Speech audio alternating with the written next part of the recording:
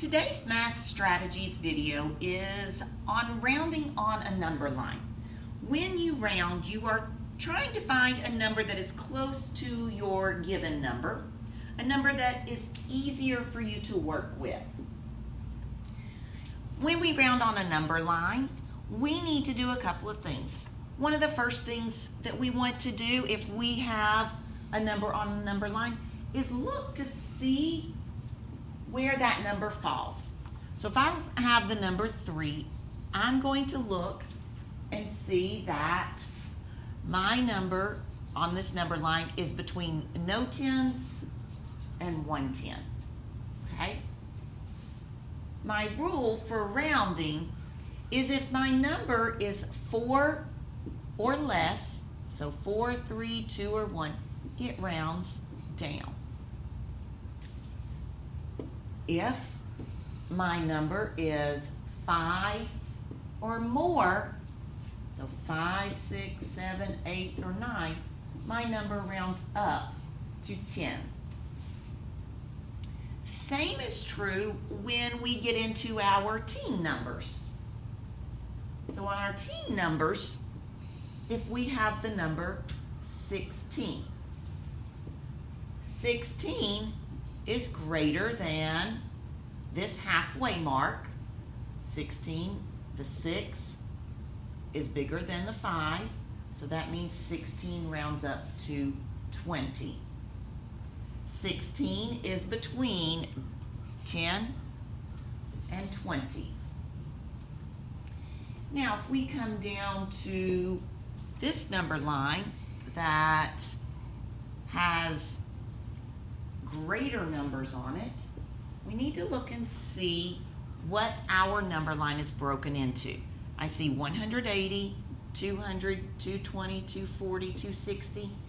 Kind of like I'm counting by my 2s, 8, 10, 12, 14, but really I'm counting by 20s on my scale. But I see these tick marks in the middle. So what is between 180 and 200? Would be 190. So I have 180, 190, 200, 210, 220, which would mean my red dot is at 230. If I go back a 10 from 180, I'm at 170. So my number line starts at 170 and ends at 410. My pen doesn't exactly line up. So if we're going to round 230 to the nearest 100, I need to think in my head, what does 230 come between? What two sets of 100 is 230 between? So I see here is 200. My next even 100 would be 300. So 230 is between 200 and 300. Let's look at our 3. Well, that is closer to 200 than it is to 300. It's also less than 5, or my midway mark. This would be 250. So that tells me from the work we did on this one and on this one that we need to round down.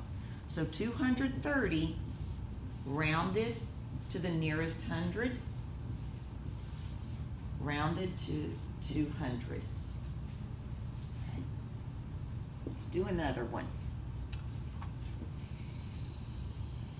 If I put my dot at 125, we need to think about what 2 hundreds does this number round, what 2 hundreds is 125 between.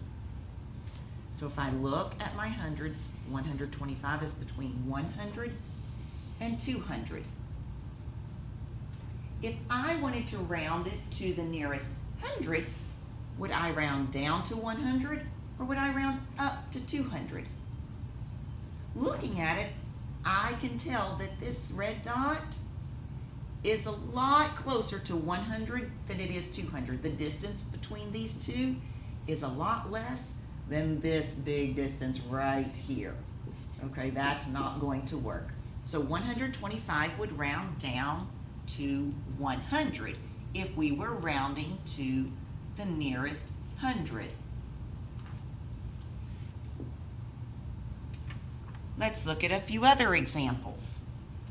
106 rounded to the nearest 10. I'm going to put my dot on 106.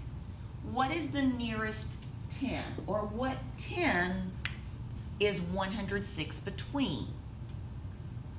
So if I look, I see 110 right here.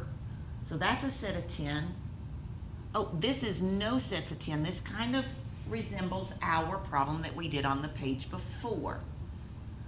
So if I'm looking at my number line, I can see that 106 is closer to 110. I also know that right here between 104 and 106 would be 105, which is my middle point. 157. Oh, I don't see 157 written up here. So I have to use what I know. I see 155, 160. So they're 156, 57, 58, 59, 160. Okay, my dot is a little bit bigger than, but it's pretty close to 157. Is between which two sets of 10? Where are my 10s? So I need to see what's in my 10s place. 3 is in the 10s place. 4, 5, 6, 7, 8.